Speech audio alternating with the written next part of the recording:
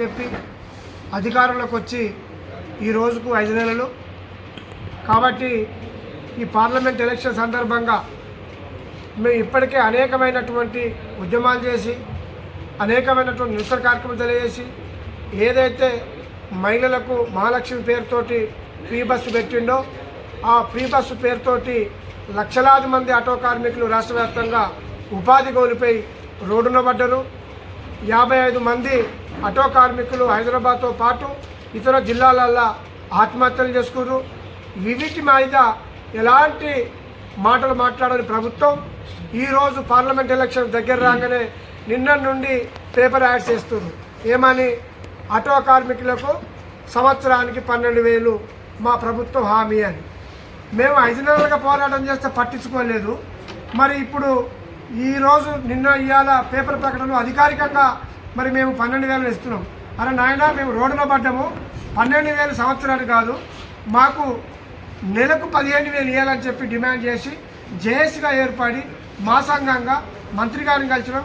అనేక పద్ధతులు చెప్తే రేవంత్ రెడ్డి గారు ముఖ్యమంత్రి హోదాలో ఏ ఒక్క మీటింగ్లో కూడా మిమ్మల్ని ఆదుకుంటా, నేను ముఖ్యమంత్రి హోదాలో మీ సమస్య పరిష్కారం చేస్తానని ఎక్కడ కూడా మాట్లాడలేదు. ఎక్కడ మాట్లాడినా ఎవడు అడ్డొచ్చినా రాండి, ఈ పథకం ఇలాగనే కొనసాగిస్తా, బస్సుతో దొక్కిస్తా అని చెప్పడంతో ఆందోళన చెంది డ్రైవర్లు అనేక మంది ఆత్మహత్యలు పాల్పడరు తప్ప ఇంకా ధైర్యం ఎక్కడ తెచ్చుకునే పరిస్థితి కనిపించలేదు. కాబట్టి ఈ రౌండ్ టేబుల్ సమావేశం ద్వారా ఇవాళ మేము రాష్ట్ర వ్యాప్తంగా ఆటో కార్మికులు పిలుపునిస్తున్నాము. బీఆర్టీ ఆటో యూనియన్గా ఆటో కార్మికులకు ఉరితాడేసిన కాంగ్రెస్ పార్టీని ఓడిద్దాం. ఆటో కార్మికుల సమస్యలు ఇంత ఉవ్వెత్తున లేచినప్పుడు కూడా పట్టించుకొని మరి జాతీయ పార్టీ అని చెప్పుకుంటున్నటువంటి ఇక్కడ జాతీయ పార్టీ అధ్యక్షుడు, ఇక్కడ కేంద్ర మంత్రిగా ఉన్న కిషన్ రెడ్డి కూడా పట్టించుకోలేదు. కాబట్టి బీజేపీ పార్టీని కూడా ఓడిద్దాం. మనం ఈ 2 పార్టీలకు దొంగ పార్టీలు వీళ్ళని మనం నమ్మొద్దని చెప్పి మేము ఆటో డ్రైవర్లుగా అభిప్రాయానికి వచ్చి ఈ సమావేశం ద్వారా పిలుపునిచ్చినాం.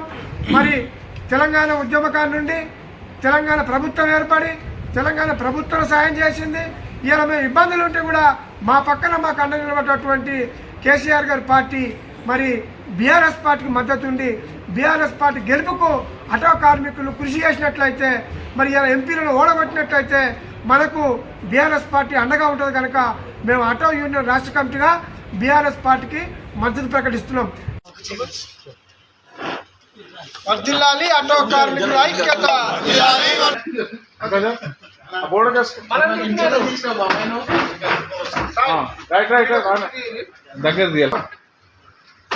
వర్ధిల్లాలి ఆటో కార్మికుల ఐక్యత. వర్ధిల్లాలి ఆటో కార్మికుల ఐక్యత. ఆటో కార్మికులకు ఆటో కార్మికులకు ఉరితాడేసిన కాంగ్రెస్ పార్టీని